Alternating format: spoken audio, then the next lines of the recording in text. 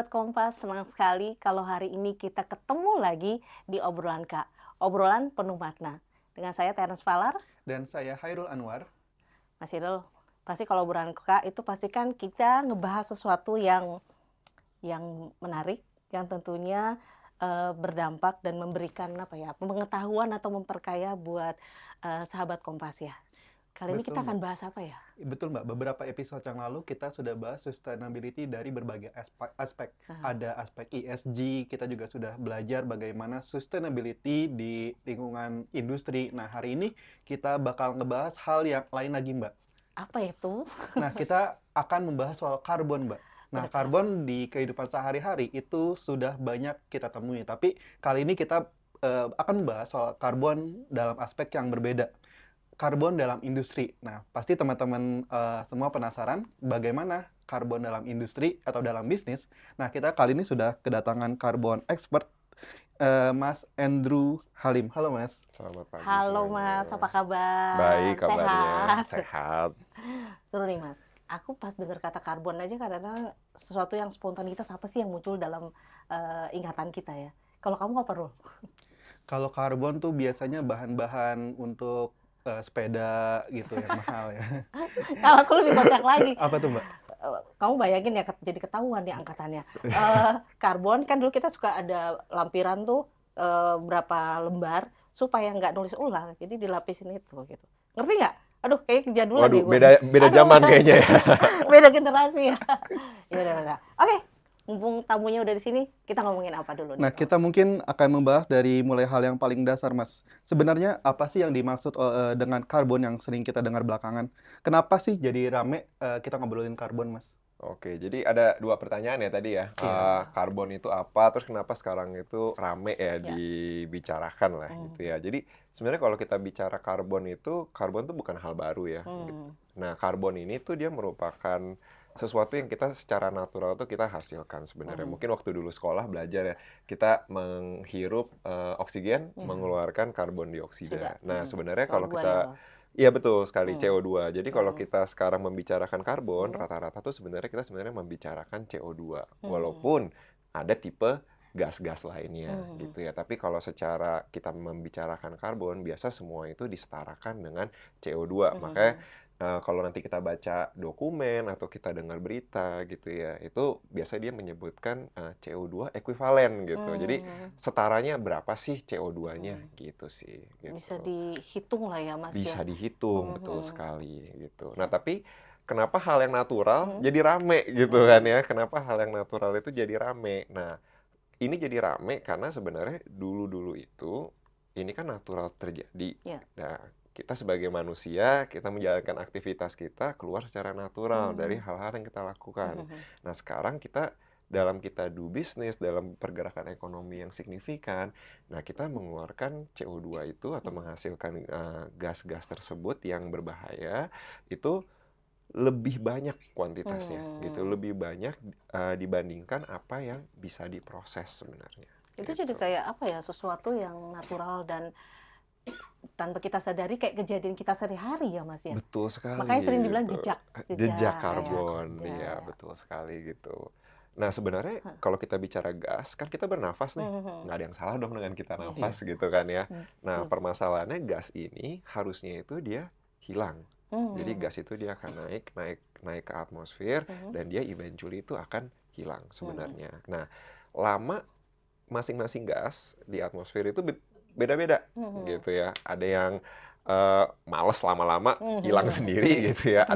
Ada yang suka banget tuh nyangkut gitu kan. Nah semua gas yang mau itu lama, mau itu bentar, dia tuh nyangkut tuh di atmosfer kita gitu. Nah bentuknya jadi kayak selimut gitu sebenarnya. Selimut yang kita nggak bisa lihat gitu. Lapisan ya, kita sebutnya Betul, lapisan ya. iya. Oke.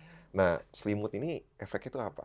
Kita kan kalau pakai selimut itu kan kita nggak mau dingin Hangat gitu ya. gitu. Kita maunya hangat Hangat, gitu. ah. Rasanya hangat gitu. Karena itu yang sebenarnya kita alami sekarang gitu. Oke. Semakin tebal selimutnya, semakin hangat kita Rumah gitu. kaca. Rumah Berarti kaca gitu. tidak bisa dilepaskan dari perubahan iklim, apalagi di saat-saat terakhir ini begitu nyata ya Mas di dunia itu. Betul sekali. Jadi sebenarnya kalau zaman dulu nih, zaman kecil gitu ya, kita suka dengar, aduh efek gas rumah kaca gitu. Apa sih, kita tidak begitu berasa gitu ya. Tapi kalau kita sekarang melihat, ya nggak usah kita berbicara di luar negeri deh, kita berbicara apa yang terjadi di Di sekitar Indonesia kita ya. sendiri gitu kan. Kemarin kan very unfortunate ya, ada kejadian yang di Sumatera gitu kan ya. Miris ya, Mas. Miris sekali gitu. Terus kalau kita berbicara kehidupan kita sehari-hari, Jakarta sendiri deh, banjir gitu ya. Banjir, terus kita nggak tahu kapan hujan, kita nggak tahu kapan panas kan. Iya. Nah, itu sebenarnya semuanya itu adalah efek dari gas rumah kaca tersebut gitu ya. Efek dari rumah kaca sendiri yang akhirnya bikin ini ya permasalahan-permasalahan terkait climate. Makanya sekarang kan karbon itu diasosiasikan dengan isu iklim. Betul. Nah, itu sebenarnya sih kalau kita mencoba menyambungkan ya semua hal ini gitu sih. Kalau dari sudut pandang pebisnis ya Mas, ngomongin karbon kan tidak sekadar angka yang dilaporkan, gitu kan ya. Tapi kalau misalnya dalam konteksnya pebisnis tadi, bicara karbon itu kan bisa juga kita melihat itu sebagai suatu aset gitu ya, sebagai satu aset atau sebagai suatu risiko. Kalau dari Mas Andrew seperti apa? Oke, jadi kalau kata-kata aset, kata-kata resiko gitu ya, kewajiban gitu ya, itu kan sebenarnya di dunia bisnis itu udah sesuatu yang common lah kita dengar gitu ya. Saya pun backgroundnya ekonomi, jadi seumur hidup emang sudah mendengar informasi mengenai hal-hal tersebut gitu ya. Nah, tapi kalau misalnya kita melihat dalam konteks karbon gitu ya, ada sekarang terminologi namanya carbon accounting gitu. Carbon accounting. Carbon accounting. Dulu kan accounting taunya debit kredit Iya. ya gitu In kan. out. Nah, jadi ada yang namanya itu sebenarnya carbon accounting, di mana kita mulai menghitung nilai-nilai karbon kita, gitu. Nah, dalam konteks aset atau dalam konteks Risiko. tadi resiko ya, itu tergantung kita melihatnya itu dari angle mana, gitu ya. Waktu 2021 itu ada keluar tuh UU 7 2021. Nah, di situ dimention mengenai carbon tax. Carbon tax ya. Pajak ya, pajak karbon. Nah, itu atas jejak karbon kita gitu ya. Nah, itu pertama itu sudah di-mention tuh di tahun 2021. Terus keluar lagi kita di Indonesia kita punya yang namanya nilai ekonomi karbon. Nah, mulai disambungin Apalagi tuh. lagi kan. Istilah itu. Kita punya terminologi namanya nilai ekonomi Nilai ekonomi karbon karbon. gitu ya. Nah, nilai ekonomi karbon tuh simpelnya kita memberikan suatu nilai uang atau nilai rupiah, dolar lah ya, terhadap karbon tersebut gitu ya. Baik dari segi liabilities maupun itu dari segi asetnya itu sendiri. Jadi gitu ya. memvaluekan dari. Jadi ada value-nya si Oke, karbon itu gitu ya. Nah, aset atau resiko atau liabilities ya, itu tergantung kita menghasilkan atau kita mengurangi atau kita menghilangkan gitu. Kalau versi simpelnya seperti itu ya. Oke. Gitu sih. Nah, kalau saya dengar itu tadi ada banyak istilah tuh, mulai dari hitung karbon, tax karbon, hingga lain-lainnya ya. Nah, sebagai banyak orang pengusaha di Indonesia tuh yang udah mulai takut duluan tuh Mas dengan kata-kata itu. Nah, sebenarnya bagi pebisnis, apakah kita bisa mengambil untung dari karbon? Terus gimana caranya kita bisa mengambil untung dari karbon ini, Mas? Untung ya. Nah, untung itu mungkin kata-katanya itu harus kita telaah lebih jauh ya. Untung Yang itu warna dari mana ekonomi ya. nih. Cuan, Ya, cuan, cuan kan. Ya, karena kalau di normal bisnis Ya, gitu ya, kita udah tahu untung, profit lah ya, perusahaan untungnya itu bisa berapa gitu ya. Tapi kalau kita itu berbicara karbon yang bisa diasosiasikan dengan untung itu kalau kita sebenarnya melakukan proyek karbon. Proyek Gitu ya, karbon. proyek karbon. Nah, proyek karbon itu biasanya itu kita sebenarnya sebutnya itu aksi mitigasi.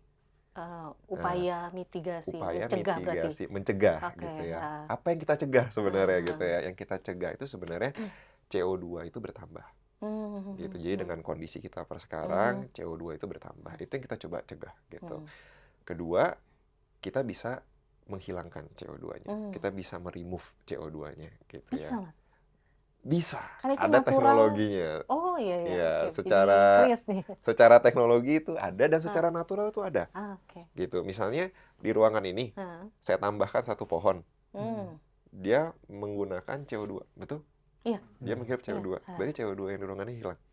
Oh, Baru nanti malam mungkin dia akan keluarkan lagi gitu kan secara karena dia menyerap natural ya. Iya, karena dia iya. menyerap CO2 gitu. Gitu. Nah, jadi eh, untung itu ketika kita mulai mengasosiasikan itu dengan suatu proyek gitu ya. Nah, proyek-proyek inilah yang sekarang itu disebut proyek karbon gitu. Nah, proyek karbon ini sebenarnya kalau kita bicara konteks global itu udah booming udah lama sekali gitu ya.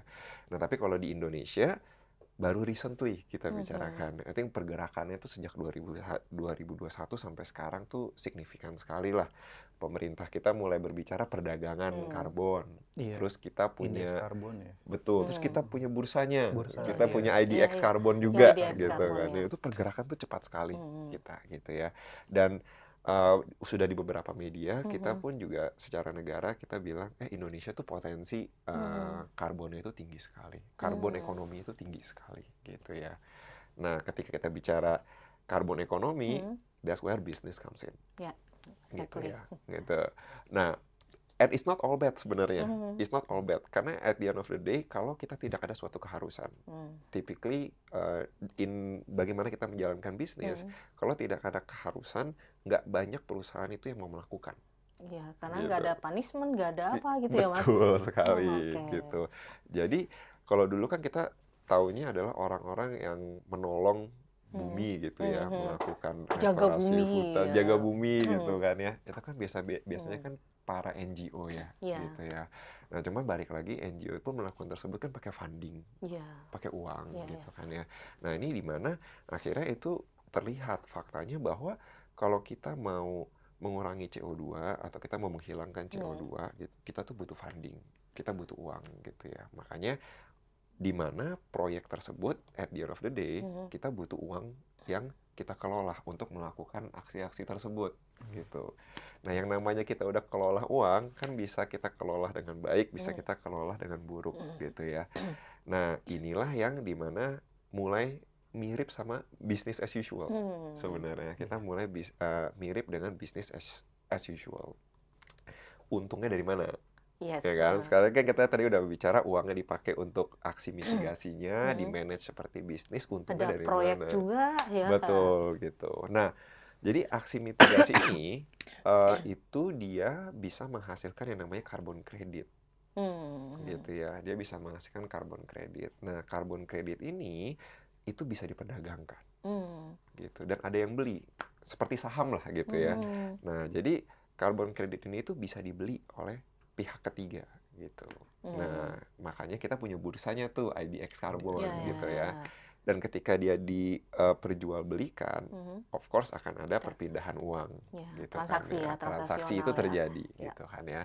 Nah, itu di mana pergerakannya itu dia seperti pergerakan pasar saham sebenarnya. Harganya bisa naik, harganya bisa turun gitu. Tergantung dari transaksi yang terjadi di kesehariannya gitu. Nah, dapat uangnya dari sana gitu dia. Menarik ya. Jadi secara ekonomi jelas ya. Jadi ya transaksional ya. Berarti dilihat juga siapa yang membutuhkan pada saat itu dia berani ya ini awamnya ya. Kalau di saham kan dia entah bidding atau apa untuk mendapatkan sejumlah margin ya. Betul. Ini pun konsepnya sama gitu. Kelakuannya dalam konteksnya bicara karbon ya nih Mas. Iya, betul. Sebenarnya sedikit berbeda. Jadi kenapa tadi saya sebut saham kita karena sebenarnya di Indonesia kita pun juga di-define carbon credit itu di-define sebagai efek gitu ya. Walaupun dia secara nature mungkin lebih mirip sama komoditas gitu. Kita beli karena memang kita butuh. Gitu. Nggak banyak kita beli untuk kita jual lagi. Ya, itu ada, itu namanya bisnis broker gitu ya. Nah, tapi kalau kita berbicara kayak perusahaan-perusahaan di Indonesia yang itu di informasi IDX Carbon kelihatan kan siapa aja yang beli gitu ya. Nah, mereka tuh beli karena mereka memang butuh gitu. Butuhnya untuk apa? Butuhnya itu biasanya untuk komitmen perusahaan pada saat ini gitu ya. Komitmen perusahaan bahwa mungkin sekarang terdengar ya hampir semua perusahaan bilang mereka mau net zero. Iya. Ya kan ya, Indonesia. Ya, jadi campaign menargetkan juga kan. Betul, Indonesia pun juga kita mau net zero Net gitu zero ya. juga. Nah, one thing about net zero, kita nggak akan bisa zero emission. Betul nggak? Nah, jadi carbon credit ini kita gunakan sebagai salah satu tools sebenarnya gitu, di mana kita butuh informasi, kita butuh instrumen tersebut untuk menurunkan emisi yang kita hasilkan gitu ya. Sebenarnya bukan menurunkan, kita menggunakan namanya offset, mengimbangi. Jadi ya, gitu. Jadi kita tahu emisi kita nggak bisa turun, misalnya kita di level segini nih, kita harus turun sampai level segini gitu ya. Kita nggak bisa turun lagi. Jadi untuk membridge gap-nya, kita beli carbon credit. Gitu. Emisi kita nggak turun, tapi kita beli suatu instrumen yang menandakan di tempat lain ada loh yang ngurangin CO2-nya. Gitu. Ketika perusahaan kita sudah berhasil menurunkan, kita bisa jual itu kembali. Kalau perusahaan sudah menurunkan, nah jadi ini ada aturan mainnya. Oh, ada aturan main. Sebenarnya Seperti apa, Mas? ada aturan mainnya gitu ya. Nah, jadi kalau kita berbicara aturan main, enggak semua emisi yang kita turunkan itu immediately menjadi carbon credit. Gitu ya. Jadi kalau kita berbicara konteks global, konteks Indonesia, kita sebenarnya sudah mengadopsi ini juga. Ada yang namanya itu konsep additionality gitu ya. Nah, additionality itu artinya adalah penurunan CO2-nya atau penghilangan CO2-nya tadi tidak akan terjadi tanpa adanya proyek karbon ini. Gitu.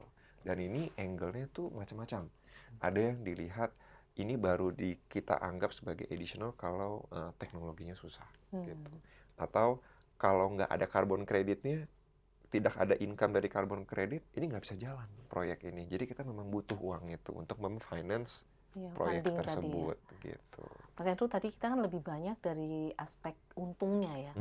Sebenarnya sahabat Kompas juga mestinya ingin tahu sebenarnya apa sih kerugian yang paling mendasar yang bisa akibat karbon ini. Kerugian yang mendasar dari karbon ini. Oke, mungkin sebelum saya berbicara real kerugian ya, saya akan asosiasikan kerugian ini dengan keuntungan yang tadi. Gitu ya, kerugian dengan keuntungan yang tadi. Jadi kenapa bisa ada potensi kerugian gitu ya? Karena proyek karbon ini itu bisa dibilang sudah barang lama, tapi orang yang main itu nggak banyak yang orang lama. Karena nggak aware juga gitu. ya, Mas? Karena nggak aware juga gitu. Jadi banyak yang jump in ke dalam wagon proyek karbon ini gitu ya. Nah, kerugian itu bisa timbul dari mana? Ketika mereka sangat profit oriented. Sangat drive-nya tuh keuntungan. Keuntungan semata gitu. Kita kalau dalam suatu bisnis kita kan akan melakukan yang namanya efisiensi. Betul. Gitu kan ya. Tapi efisiensi pun ketika kita dalam suatu perusahaan ada certain things yang kita nggak boleh sacrifice. Kita nggak boleh merugikan masyarakat. Kan kita nggak boleh merugikan pegawai kita sendiri. Kita nggak bisa merugikan stakeholders kita gitu. Di proyek karbon harusnya sama. Gitu ya. Tapi kenapa banyak dikritik? Nah, dikritik itu adalah karena kalau kita berbicara proyek karbon, kalau proyek karbonnya tersebut itu teknologi, kita mungkin nggak banyak di lama manusia gitu ya. Tapi banyak proyek karbon di global, di Indonesia yang kita coba kembangkan itu terkait dengan alam sebenarnya. Kayak misalnya kita menjaga hutan dari terdegradasi, dari kebakaran, dari deforestasi gitu. Atau kita mau mengembalikan hutan yang sudah jelek lah gitu. Nah, kita lupa di sana itu ada masyarakat sekitar. Ada masyarakat sekitar, sudah ada ekosistemnya, sudah ada biodiversity-nya di sana. Nah, itu sometimes tuh di-neglect sama project developer. Karena mereka udah kebentuk ya. Sudah kebentuk di sana gitu kan. Dan kita sebagai pihak eksternal masuk loh ke ranah mereka. Gitu. Kita masuk ke ranah mereka. Nah, kita harus memperhatikan mereka juga. Gitu. Karena kan yang sebenarnya hidup di daerah tersebut yang kita bilang kita mau jaga, itu area mereka sebenarnya gitu. Kita nggak bisa dong masuk ke rumah orang, kita bilang, kita mau renov rumah kalian jadi bagus gitu, kalian nggak usah ikut campur. Kan nggak mungkin gitu kan ya. Kan karena ketika itu sudah bagus, mereka juga yang hidup di dalam sana gitu. Nah, aspek-aspek seperti itu suka terlewat gitu. Sosiologi ya Mas ya, lebih ke... Benar, jadi aspek sosialnya itu sangat berpengaruh gitu. Nah, itu kalau kita manage it poorly, karena kan mau nggak mau kita manage itu akan keluarkan biaya lebih, gitu ya. Nah, itu yang bisa dipandang negatif, gitu. Pandang negatifnya bisa dari banyak hal. Bisa harga dari carbon creditnya itu hancur. Karena aspek tadi tidak dipikirkan. Karena tidak dipikirkan. Gitu. Mungkin awalnya ketika isunya belum blow up, masih bisa dijual belikan dengan harga tinggi. Jadi ini ya kritis ya, akhirnya konteksnya bisa lari ya Mas ya? Bisa, bisa gitu. Jadi bagus kalau harganya hanya turun. Kalau sampai developernya bermasalah, nah itu kan kerugian-kerugian yang kita tidak tahu batasan kerugian itu bisa sampai mana. gitu. Nah, jadi apa yang harus dilakukan oleh perusahaan, Mas? Tadi kan sudah dibahas agar tidak rugi ya. Nah, apa yang harus dilakukan oleh perusahaan agar untung terus gitu dalam perdagangan atau dalam mengelola karbonnya? Untung terus dalam mengelola karbonnya. Jadi mungkin ini yang harus kita sedikit skeptis juga ya Iya. gitu ya. Nggak banyak perusahaan pun yang untung terus. Oh, nggak Ya, banyak justru ya? jadi kalau kita berbicara Faktanya ya, ya Mas, ya? fakta lah, fakta perusahaan Iya. gitu ya, keekonomian perusahaan tuh naik turun gitu ya. Hmm. Kalau proyek karbon, kita melihat proyek karbon ini dijadikan bisnis, dia akan masuk ke dalam ranah yang sama seperti bagaimana kita menjalankan perusahaan. Faktor di mana akan ada tahun yang keekonomiannya baik itu ada, yang keekonomian yang buruk itu pun juga ada gitu. Nah, tapi bagaimana cara kita mempertahankan, mungkin saya nggak bilang keuntungan ya, tapi bagaimana proyek tersebut itu bisa sustain. Artinya adalah kita tetap ada uang yang bisa kita putarkan untuk mengelola perusahaannya, kita bisa men-treat every stakeholders dalam proyek tersebut secara fairly gitu ya, dan juga kita dikompensasi dengan baik. Itu adalah project management sebenarnya. Bagaimana kita bisa memanage proyek itu dengan baik, dan dalam pengolahannya itu pun kita nggak cut corners sebenarnya. Kita nggak cut corners gitu Berarti ya. konteks untungnya tuh lebih ke situ ya? Lebih ke sana Ya. konteks untungnya itu. Mas Hendru nih, saya tertarik dengan salah satu artikel yang ada di Kompas. Ini relate dengan mungkin terkait dengan apakah ini berlaku untuk semua industri gitu ya? Karena di Kompas ini membahas mengenai penyimpanan karbon jadi daya tarik investasi. Dan lebih spesifik bicara lebih ke industri gas ya, minyak gitu ya. Tapi menurut Mas Hendru dengan pertanyaan bahwa apakah ini semua industri sama atau ya ada kekhasan untuk industri-industri tertentu saja? Oke. Jadi kalau kita berbicara tadi penyimpanan karbon ya? Ya. Penyimpanan karbon jadi daya tarik investasi ini dari Kompas ID, Mas. Oh, dari Kompas ID. Iya Baik, dong. Kalau nggak salah itu artikelnya membahasnya spesifik di migas ya, di oil and gas ya, gitu ya. Oke, jadi sebenarnya kalau kita berbicara penyimpanan karbon di konteksnya oil and gas, sebenarnya kenapa sih oil and gas players gitu ya? Karena kalau kita lihat di Indonesia, itu sebenarnya potensi penyimpanan karbon kita itu yang namanya menyimpan karbon itu subsurface, di bawah permukaan bumi, gitu ya. Nah, itu yang kita lihat potensinya besar itu biasanya itu sumur-sumur bekas oil and gas operations gitu. Site ya maksudnya. Di site gitu. Kan kalau kita ambil oil and gas kan kita bor ke bawah, kita ambil, ada yang kita keluarkan. Nah, masih ada space di dalamnya, itu yang bisa kita masukkan kembali. Terus kita tutup, kita simpan. Itu yang maksudnya penyimpanan karbon gitu. Apakah berlaku untuk semua industri? Kalau mau bisa. Tapi permasalahannya kalau kita nyimpan karbon, pertama kita butuh location, ya, kita butuh expertise dan kita butuh dana. Dan dananya ini besar sekali. Kalau kita berbicara konteks yang dibahas di Kompas ID tadi, gitu ya. Nah, melihat 3 aspek ini, itu kenapa oil and gas player itu menjadi front and center-nya. Kenapa mereka dulu yang di-expect, gitu ya. Kenapa kalau kita berbicara penyimpanan karbon, nama mereka dulu yang muncul gitu. Karena memang mereka memiliki expertise tersebut gitu. Mereka understand apa yang terjadi di bawah permukaan bumi. Dan yang mereka kelola pun wilayahnya itu adalah wilayah yang mereka memang familiar gitu. Dulu kita mengeluarkan hidrokarbon dari lokasi tersebut. Sekarang kita mau masukkan sesuatu lagi dalam sana gitu. Mereka yang understand gitu ya. Industri lain mau coba bisa, teknologinya ada, nggak harus di oil and gas gitu ya. Jadi kalau kita berbicara pabrik-pabrik gitu ya, FMCG gitu ya, bisa itu sebenarnya gitu ya. Tapi tergantung kecocokannya gitu ya. Karena balik lagi ini teknologi ini mahal sekali. Jadi buat industri lain itu kita harus benar-benar pertimbangkan gitu kan. Apakah memang itu solusi yang paling cocok gitu ya. Karena mungkin aja itu bukan solusi paling cocok gitu. Paling keren mungkin salah satu yang paling keren gitu ya. Tapi apakah paling cocok itu belum tentu. Jadi memang harus disesuaikan gitu. Karena mungkin kalau dari segi bisnis ya, saya nggak akan pasang suatu fasilitas yang harganya jutaan dolar gitu ya. Sementara harga jual barang saya pun juga nggak bisa tinggi gitu ya. Terus saya juga mungkin tidak terdampak lah dengan carbon tax gitu ya. Jadi sebenarnya tidak ada biaya yang saya hindari, tidak ada keuntungan yang saya dapat juga gitu ya. Jadi from a business standpoint nanti akan juga di question sebenarnya butuh nggak sih alat ini gitu. Jadi pertimbangan-pertimbangan itulah yang nanti harus kita lihat kecocokannya untuk ke industri-industri lain sih, begitu sih. Oke, kalau terkait dengan karbon industri, Mas, kan sekarang banyak istilah tuh hitung karbon. Nah, hitung karbon itu sebenarnya seperti apa sih, Mas?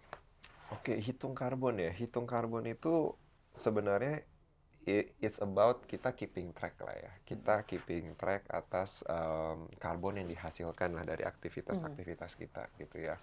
Nah, aktivitas kita tuh banyak sekali. Aktivitasnya banyak sekali ya. Kalau kita berbicara tadi berbicara industrinya, industri kita kan banyak sekali gitu ya. Dan masing-masing industri itu aktivitasnya tuh sangat beragam.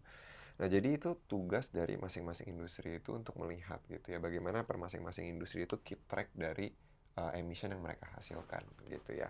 Kalau kita berbicara caranya, aturan mainnya itu ada. Nah, itu salah satu yang lumayan terkenal dan nanti juga ini mayoritas perusahaan di Indonesia akan mengacu ke sana, namanya itu GHG Protocol. GHG Protocol. Ya, GHG Protocol. Ini sebenarnya udah barang lama. Jadi dia tuh mengajarkan ke kita bagaimana kita menghitung karbon tersebut gitu. Nah, tapi kalau dalam praktikal menghitungnya banyak sekali caranya gitu ya. Paling akurat itu adalah kita dapat informasi langsung dari sumbernya gitu. Maksudnya gimana? Misalnya kita bakar bensin. Mobil kita bakar bensin gitu ya. Artinya kan berkendara lah ya. Berkendara kan yang kita bakar itu Pertalite, Pertamax Green, Pertamax Turbo ya. Nah, kenapa saya mention? Kenapa nggak saya sebut semuanya ini bensin gitu ya? Karena masing-masing dari barang-barang tersebut yang kita bakar tuh menghasilkan emisi yang berbeda. Ini apa? Tingkat emisinya tuh berbeda. Maksud saya informasi langsung itu adalah ada uji labnya. Jadi kalau ini kita bakar, ini kita bakar, ini kita bakar, berapa sih emisinya? Begitu. Itu informasi yang paling akurat kita dapatnya. Nah, kalau itu nggak bisa, kita bisa menggunakan yang namanya market approach lah. Jadi industri standard itu tuh seperti apa gitu. Jadi typically kalau bensin dibakar berapa sih? Gitu ya. Typically bensin Index kalau gitu ya? Betul gitu. Nah, yang terakhir sebenarnya yang terakhir ini juga lumayan banyak dipakai, tapi dipakai itu karena kita biasanya tidak bisa mendapatkan informasi 1 dan 2 gitu ya. Ini adalah kita biasa menggunakan spend-based approach. Spend-based approach. Jadi dinilainya itu kita nggak ngukur langsung, tapi kita lihatnya dari segi uangnya.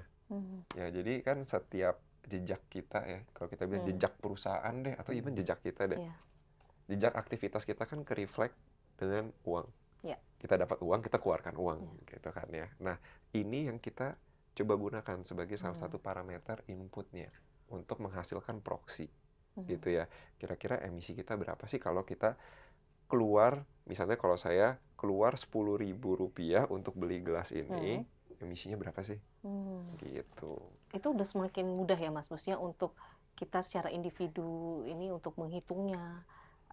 Berapa yang kita keluarkan dan berapa Atau upaya. jangan-jangan semakin ribet ya. Kalau tadi kan bensin hanya di satu aspek, sedangkan kan sebuah perusahaan mulai dari pengiriman paketnya, produksi misalnya produknya, sampai ke tahap hilirnya Prosesnya kan pun itu panjang, Mas. gitu, Mas. Berarti semakin ribet, Mas, untuk menghitungnya. Semakin ribet, iya, itu pasti, itu pasti.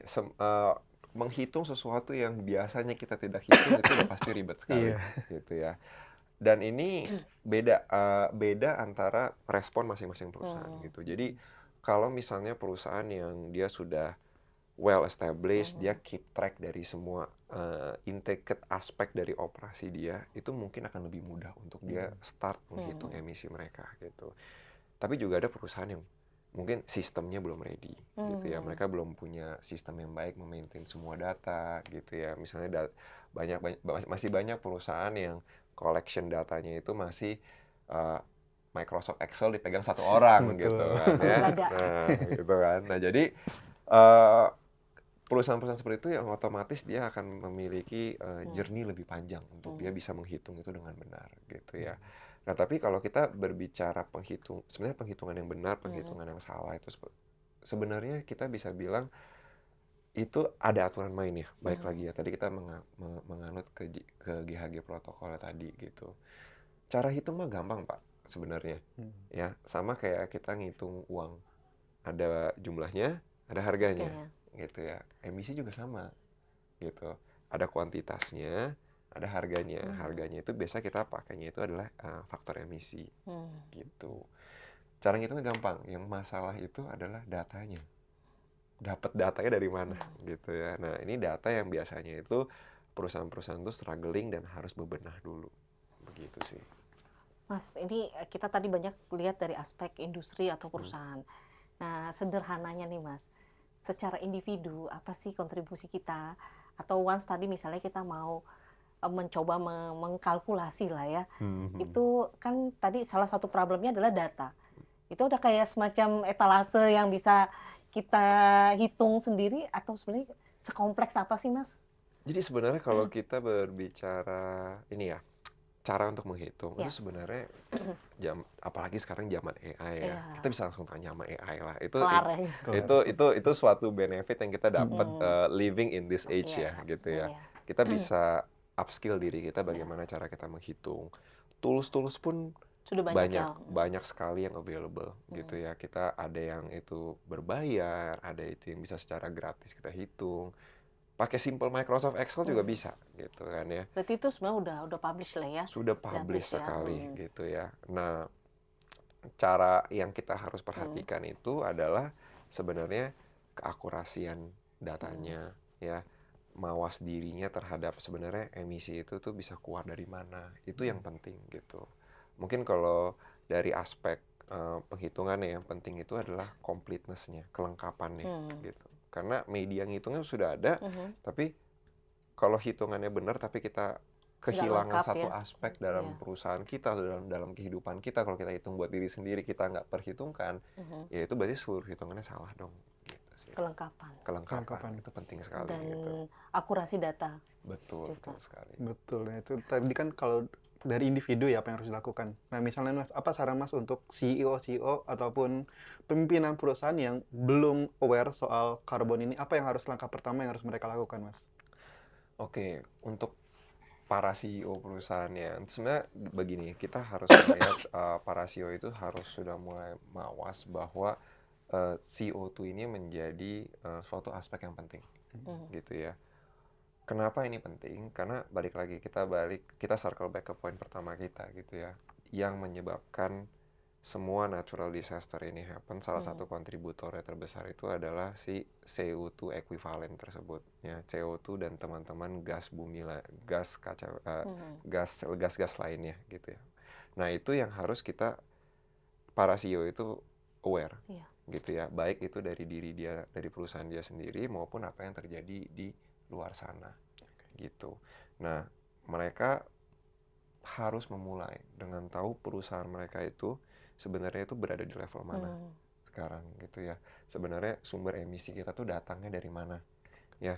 Terus seberapa besar sih sebenarnya tingkatan emisi kita, gitu. Karena kalau kita nggak tahu kondisi sekarang kita seperti apa, ada di level mana? Gimana kita bisa menyusun rencana atas informasi tersebut, gitu ya. Jadi kalau kita mau berbicara kita mau net zero, ya, semua perusahaan mau net zero. Saya akan tanya balik sih sebenarnya. Semua perusahaan bilang mau net zero, tapi emang apakah semua perusahaan benar-benar tahu kalian tuh tingkatan emisinya tuh ada di mana? Gitu sih. Jadi mungkin harus dimulai dari sana dulu. Aware dulu atas situasinya, aware dulu atas informasinya, baru sebenarnya kita merespon. Ya, harus aware dulu ya, jangan denial bahwa ini paling isu global gitu. Perusahaan di Indonesia kayaknya masih jauh gitu ya Mas. Suka dibilang konspirasi gitu kan. Ada motif-motif tertentu ya. Oke. Kayaknya kalau ngomongin apa sustainability itu nggak bisa habis ya. Apalagi ini dari obrolan kita singkat ini aja masih banyak Mas Andrew yang pengen banget kami tahu. Tentunya juga dari sahabat Kompas. Kapan-kapan kita ajak Mas Andrew lagi ya untuk ngobrolin sustainability versi lainnya atau banyak hal ya yang nanti kita bisa kulik. Oke. Mas Irul, apa yang bisa kita ambil dari obrolan kita hari ini?